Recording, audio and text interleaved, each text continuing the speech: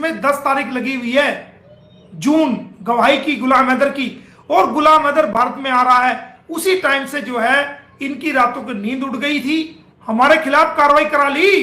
गुलाम हैदर तो बहुत दूर बैठा है, भारत में मोमिन मलिक तो पानीपत में बैठा है, हरियाणा के अंदर। अरे अगर हम आतंकवादी होते तो तू जिंदा होता, ये सीमा हैदर जिंदा होती, ये सचिन मीना जिंदा होता। सीमा हैदर के जितने भी चैनल हैं वो सारे चैनल बंद होंगे, ये मोमिन मलिक का आपको वादा है कि इसके भाई ने आज जो ताजा सगुफा छोड़ा है कि मैंने पाकिस्तान सरकार को गुलाम हैदर के लिए कार्रवाई करने के लिए भेज दिया है और उनको कंप्लेंट मिल गई है और उसकी मुझे रिसीट भी मिल गई है।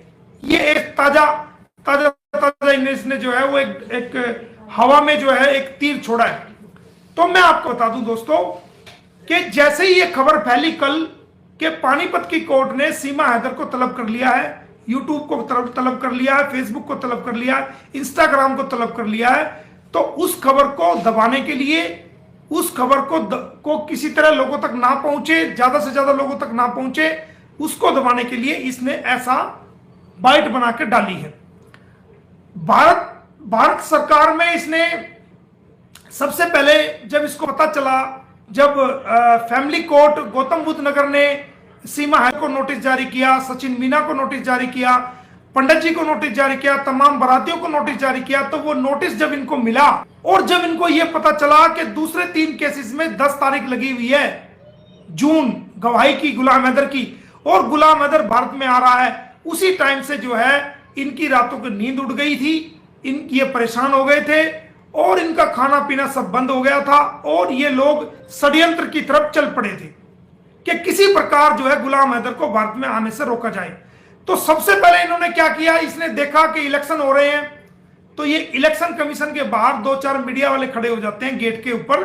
इसने देखा ये गाड़ी लेकर निकल रहा था वहां से, तो फटाफट से 4 लाइन लिख के लाया और गेट पे जाके खड़ा हो गया, जनाब ये मैंने मोमिन मलिक के खिलाफ, गुलाम हैदर के खिलाफ ये हमने कंप्लेंट फाइल कर दिया इलेक्शन कमीशन में। अरे भाई इलेक्शन कमीशन में ना तो मोमिन मलिक कोई एमपी का, मेंबर ऑफ पार्लियामेंट का इलेक्शन लड़ रहा था, ना सीमा लड़ रही थी, ना सचिन लड़ रहा था, ना गुलाम हैदर लड़ रहा था, वो यहाँ का नागरिक ही नहीं है, तो इलेक्शन कमीशन में क्या मतलब।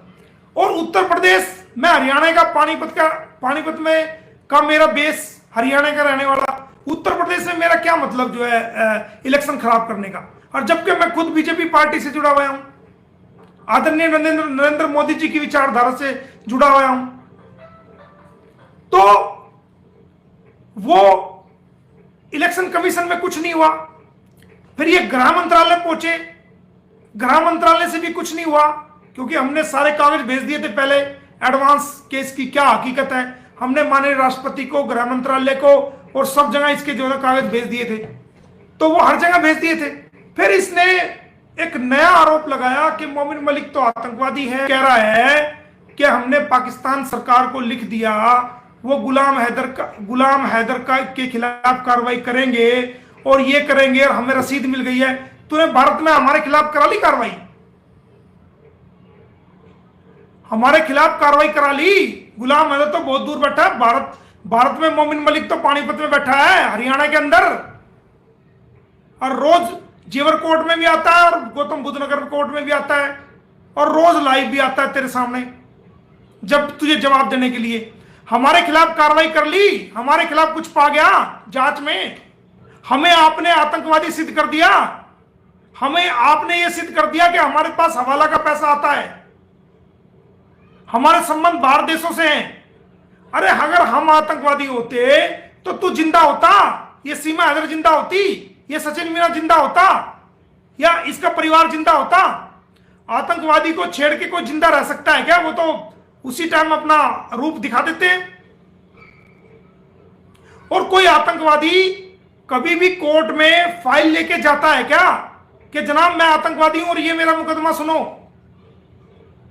हम तो कोर्ट में गए हैं ना फाइल लेकर के, हमने कोर्ट में केस लगाया है ना तुम्हारे खिलाफ, और माननीय न्यायालय ने तुम्हें नोटिस जारी किया ना, तो हम तो वकील हुए ना जो हम कोर्ट में गए तुम्हारे खिलाफ केस लेकर के। हम भारत की भूमि पे जन्मे हैं, भारत की भूमि हमारे लिए भारत माता है, इसके लिए हम अपनी गर्दन कटवा सकते हैं। तेरे की तरह गुमराह नहीं कर सकते कि आईबी पूछे तो ये कहना, रो पूछे तो ये कहना, एटीएस पूछे तो ये कहना। हम भारत की सुरक्षा से खिलवाड़ नहीं कर सकते। हमारे लिए हमारा परिवार भी बाद में, हमारे रिश्तेदार भी, हमारे भाई बहन, सब कुछ बाद में। पहले हमारे लिए हमारा देश है, हमारे लिए हमारा प्यारा भारत है, प्यारा हिंदुस्तान है। हमारे लिए पहले हमारी भारत माता है और चीजें बाद में। चारों तरफ से घिर गए, कानूनी रूप से घिर गए। कोर्ट ने उनको बुला लिए। जल्दी सारे चैनल बंद होंगे, ये मैं आपको वादा कर रहा हूं कि सारे चैनल, सीमा हैदर के जितने भी चैनल हैं वो सारे चैनल बंद होंगे। ये मोमिन मलिक का आपको वादा है। मैंने कार्रवाई बड़ी सख्त कर दी है। और ऐसा नहीं है कि एकदम किसी को मुंह बंद कर दो, आप एकदम चैनल बंद कर दो, नहीं। पहले आपको सरकार को लिखना पड़ता है। तो मैंने उत्तर प्रदेश सरकार को बहुत पहले लिखा था, प्रशासन को लिखा था, भारत सरकार को लिखा था, यूट्यूब, फेसबुक, इंस्टाग्राम सबके अधिकारियों को लिखा था कि फॉरेन एक्ट, भारतीय विदेशी कानून 1946 की धारा 11A के तहत कोई भी विदेशी नागरिक ना तो फिल्म बना सकता है और ना सोशल मीडिया का इस्तेमाल कर सकता है, ना टेलीविजन पे कोई चलचित्र बना सकता है, ना कोई पिक्चर बना सकता है और ना उसको पब्लिशर कर सकता है जब तक वो भारत सरकार से परमिशन ना ले ले। तो ये कानून है। इस कानून को इस्तेमाल करने के लिए हमने भारत सरकार के अधिकारियों को बहुत पहले लिखा था, उत्तर प्रदेश के अधिकारियों को बहुत पहले लिखा था। वो तमाम सबूत हमने कोर्ट में दिए कि जनाब, हमने कोर्ट को बताया कि साहब, हमने उत्तर प्रदेश सरकार को ये चिट्ठी लिखी थी कि आप इस कानून के तहत कोई भी विदेशी आदमी सोशल मीडिया का इस्तेमाल नहीं कर सकता, आप इनके सोशल मीडिया के अकाउंट को बंद कीजिए। हमने गौतम बुद्ध नगर प्रशासन को लिखा, हमने एसएचओ रब्बूपुरा को लिखा, हमने भारत सरकार गृह मंत्रालय को लिखा, हमने यूट्यूब को लिखा, गूगल को लिखा, हमने जो फेसबुक को लिखा और तमाम जो अथॉरिटीज थी हमने सब जगह लिख के कानून के साथ हवाला देके अपनी बात को लिखा।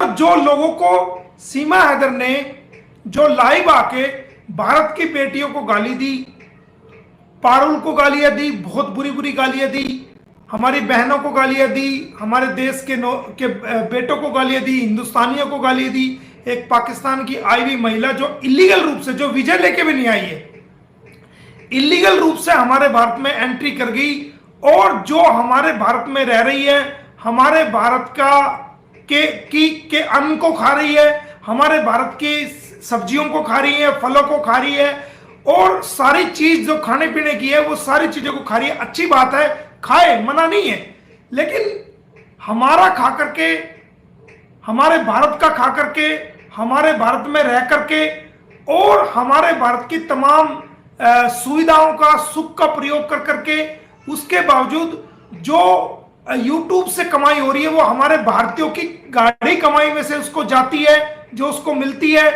तो उन सब का प्रयोग कर करके हमारे भारतीय बहनों को गालियां देना, हमारे भारतीयों को गाली देना, हमारे हिंदुस्तान के बारे में गलत बोलना और देश के मुसलमानों को कटवा कहना, देश के मुसलमानों को गद्दार कहना और जो हमारे पड़ोसी मुल्क है और अपने पति को कुत्ता कहना, अपने पति को जलील करना, ये कहां की इंसानियत है। इस तरह का जो प्लेटफॉर्म को, जो सोशल मीडिया का प्लेटफॉर्म है, वो इसने सोशल मीडिया की जगह एक गाली देने का जरिया बना लिया है।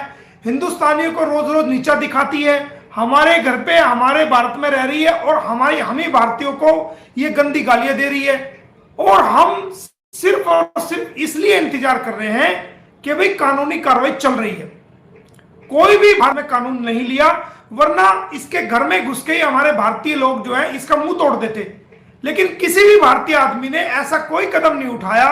क्यों नहीं उठाया? क्योंकि हमारे भारत के लोग वो न्यायतंत्र प्रणाली में, न्यायिक प्रणाली में, भारत के न्यायिक तंत्र में विश्वास रखते हैं, हमारी ऑनरेबल कोर्ट्स में विश्वास रखते हैं, कानून में विश्वास रखते हैं और कानून से हमारे भारत के लोग चलते हैं और कानूनी कार्रवाई उनके ऊपर हो रही है।